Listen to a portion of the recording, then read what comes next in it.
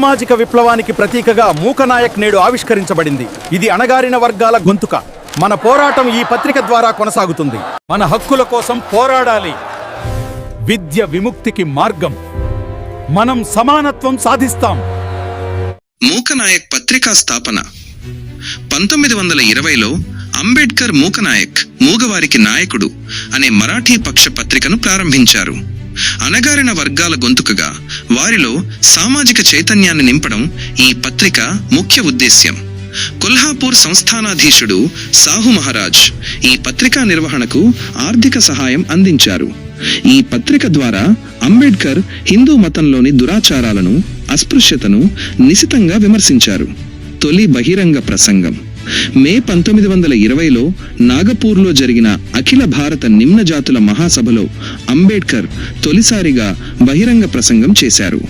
ఆయన ప్రజ్ఞాపాఠవాలకు ముగ్ధుడైన సాహు మహారాజ్ అస్పృశ్యుల బానిస సంఖ్యలను తెంచే అపూర్వ వ్యక్తి ఇతడే అని అంబేడ్కర్ను కొనియాడారు.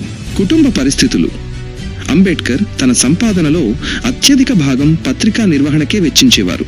ఆయన భార్య రమాబాయి కటిక పేదరికంలోనూ ఎంతో ఓర్పుతో కుటుంబాన్ని నడిపించేవారు. అనారోగ్యాలు, సంతాన నష్టం వంటి ఎన్నో కష్టాలను ఆమె మౌనంగా భరించారు. అంబేడ్కర్ సామాజిక బాధ్యతల్లో నిమగ్నమై ఉన్న రమాబాయి ఆయనకు కొండంత అండగా నిలిచారు. బరోడా సంస్థాన వివాదం.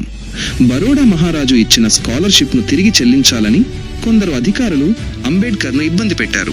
కానీ మహారాజు జోక్యం చేసుకుని ఆ మొత్తాన్ని చెల్లించాల్సిన అవసరం లేదని ఆదేశించడంతో ఆ వివాదం ముగిసింది.